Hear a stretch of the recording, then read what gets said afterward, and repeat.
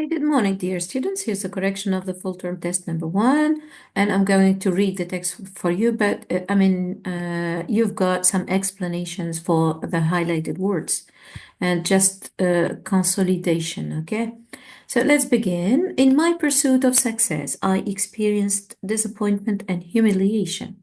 However, amidst it all, my teacher offered me selfless love and genuine encouragement, shining like a bright star in the dark night of my life.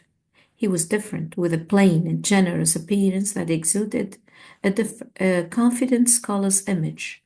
His pleasant face and sweet smile made him approachable and friendly. Everyone needs something to look up to, he once told me.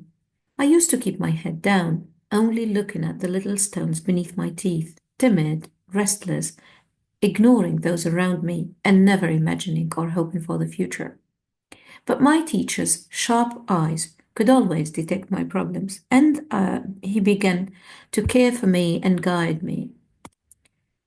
He told me that studying required a spirit of seeking knowledge, looking forward to a better tomorrow, and supporting a meaningful and valuable life. Over time, all students began to understand the depth of his teachings. His lessons were not just about scripture or morality, they were about finding the light within ourselves and sharing it with the world. He gave us the courage to face our challenges with faith and to believe that through love, integrity, prayer, and perseverance, we could overcome anything. But today, I heard the news that shattered everything. My teacher, my guide, and my light is gone. He has taken his own life, succumbing to the unbearable weight of cruelty he endured. The same students who once disrupted the classroom, who teased, mimicked, and belittled, are the ones who bullied him and drove him to the unimaginable end. The pain, the relentless pressure, the loneliness, the despair he must have felt in silence, it's too much to bear. I feel stupefied, my heart heavy with grief. How could the world be so unjust? How could the bullies be so ruthless? How could they not see the light he shared? How could they not understand that his spirit was one of pure love for his students, for his country? He who gave up everything to help us was broken by the very people he wanted to lift and inspire.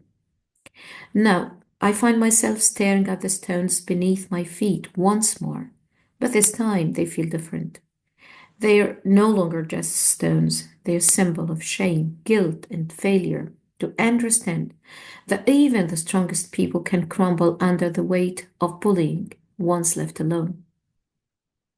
I wish I had been there for him like he was for me. The world feels colder without his warmth, without his guidance, but his words, his teachings, will stay with me forever. And somehow I will find the strength to keep going, to carry on the ideals he instilled in me, to seek knowledge, to look forward, and to fight bullying.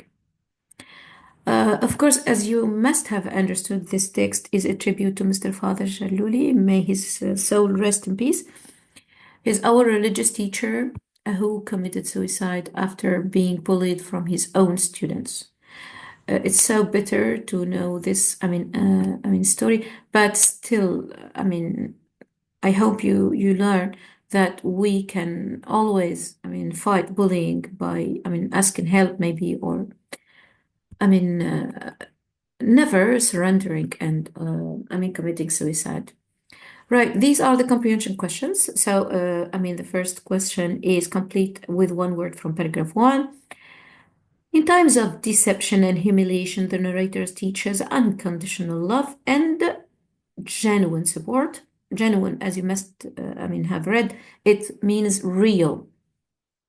Support helped him to understand the value of seeking knowledge and to look forward to a bright future. So I just will, explain what's the meaning of I look forward to.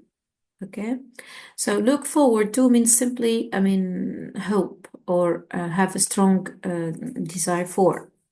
Question two, pick up at least two instances. Please remember the word instance means examples of unruly behavior. Unruly means simply, okay, unruly. Uh, for example, I mean, a behavior that you cannot rule. It's inappropriate behavior. Okay. It's a disruption or disruptive behavior that the bullies did in class. Bon, I mean, at least means you can give more, so that's why I took all the whole sentence. The same students who once disrupted the classroom, who teased, who mimicked, and belittled. So you have to count disrupted the classroom, that's number one, and teased, number two. And of course, you get more mimicked and belittled are two more instances. Some other questions may, be asked by pick out just two, not, at least two. So in that case, you have to answer just two instances. Be careful, huh? Okay? How did the teacher feel when bullied? Of course, he must have felt, pain. The pain, the relentless pressure, the loneliness, the despair he must have felt in silence. It's too much to bear. Right. Question four, pick out from paragraph five the word that means the same as the following. Cruel is ruthless, right? Okay, let's go to question five. Now, what do the stones beneath the narrator's feet symbolize at the end of the story? Now, when you have the end of the story, be careful, it's not the same as at the beginning of the story. Take the correct option. Do they symbolize the disappointment and failure to fight bullying, or confidence and strength to curb bullying? Curb bullying simply means, reduce, or fight simply, or happiness and success after defeating bullying. There is no mention of defeating bullying here in this text. And the confidence at the end of the text, no, it simply shows, guilt and disappointment and failure to fight bullying. So that was the first, option. What does the narrator intend to do here? All you have to do is, understand his plans for the future, maybe. So he will, I have to, sorry. No. He will find the strength to keep going. You can say he intends to fight, to find, sorry. He intends, or he will find simply. So expressing intention in the future is with will plus verb, or he's going to plus verb, he's thinking of plus verb. Okay. So voilà, donc that's, about it. Okay, he will find the strength to keep going, to carry on the ideals he instilled in me, and seek knowledge, to look forward, and to fight bullying. Right, that was the reading comprehension question. You may pause the video to read, the explanations of the words. Okay, let me pass to the first, exercise of language. Now, as a teenager, circle the correct option.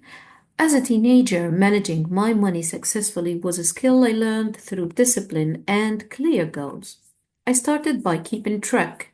So when you keep track, it means, it's a long action here. I keep track means I follow, I keep a list. Okay. By keeping track of every dinar I spent, of course, is the correct answer. I cannot take earn because it's not conjugated in the past, and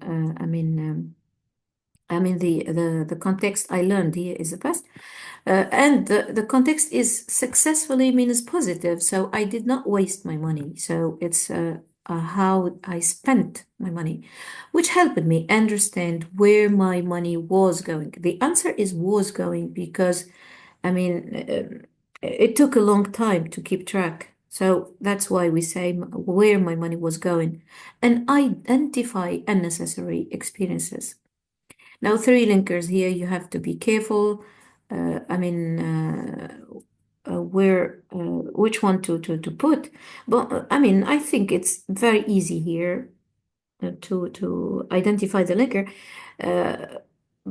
Okay, for example, moreover is addition. I cannot use it here because usually moreover takes a comma.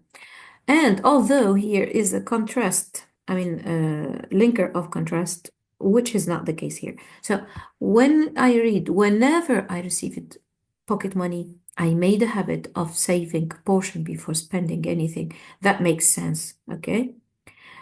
And this taught me patience and the value of delayed gratification. I also set short term and long term goals like buying a book I loved or saving for a school trip. And here it's an object trip, or I mean, the whole fact maybe, which gave me a sense of purpose and responsibility. Remember who for the person and where for the place. So, which gave me a sense of purpose and responsibility. Instead of wasting money on fleeting pleasures, I looked for meaningful purchases that added value to my life. Occasionally, I would even help a friend in need and donate to a cause which, okay, sought me, or brought me immense satisfaction. So here, all you have to do is, distinguish between the three pests, and it's, the odd group. So bought is the past of buy, sought is the past of seek, and brought is the past of bring. And of course, the answer is bring me or brought me immense satisfaction. Learning to budget as a teenager not only made me financially responsible, I used financially because describing the adjective, and we use the adverb to describe the adjective. It made me financially responsible, but also taught me the joy of making thoughtful choices and achieving meaningful goals. Yeah, that was exercise number one. Exercise number two is put the words in a right tense or form. My first day at school was one of. So here is one of. It means, kind of comparison. And it's one of the most emotional and memorable experiences of my life. So that's why, I'm using the superlative of my life. I mean, um, I mean, we have to use the superlative form as it is, the best experience, let's say. I was both excited and nervous as I walked into the school gate. Gate means door or entrance. Not knowing, what to expect. The moment I stepped into the classroom, I felt a mix of curiosity and fear. But my teacher's smile immediately made me feeling welcome. Some students have put my my smiling teacher uh, here. My smiling teacher made me feel welcome. She greeted each of us with kindness, and I could see. Why did I use could here? Simply because it's the context, is in the past, and the past of can is could. So, and I could see how much effort she put into making the classroom a safe, happy space.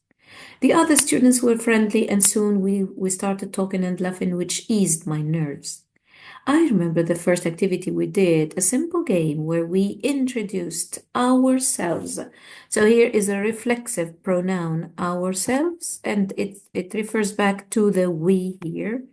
And of course, when the subject is the same as the object, we use reflexive pronouns. I was shy at first, but hearing my classmates speak made me realize. So, realize is in the infinitive simply because it is after the verb make. So, make someone do something. Remember the three verbs: make someone, let someone, have someone, do something. So, it made me realize that we all had something in common. We were all new to this experience. By the end of the day, I felt like I had already made new friends, and I left school with a sense of excitement about the journey ahead. That day, I learned that school wasn't just about lessons, but about growing together, and it left me with a sense of hope and belonging. I use growing here. It's simply because after preposition, we usually, use the gerund, right? Question number three is a matching table, and it's about school uniforms. One of the most important reasons why school uniforms should not be banned or, prohibited or forbidden, let's say, is because so here after we need a verb. So, and it must not be, the gerund like this. They are the best solution for, I mean, they are the best solution to this problem and could not and should not be banned. Is the destruction. I mean, I chose to give you, and there is kind of repetition, so I should not use this sentence. And I mean, the answer is prevent discrimination because they prevent discrimination and bullying based on economic status. Without uniform students from wealthier families, and here's, I mean, the continuation of the context of, I mean, discrimination on economic status. Without uniforms, students from wealthier families would dress better than their peers, making it clear who comes from a privileged background. This could lead to discrimination and encourage undesirable attitudes such as arrogance, envy, and bullying.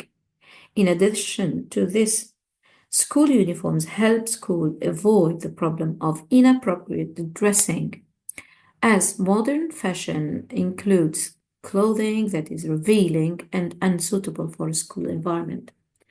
This was, I mean, the correction of the test. Please remember that I'm ready for any explanation in class. Thank you for today.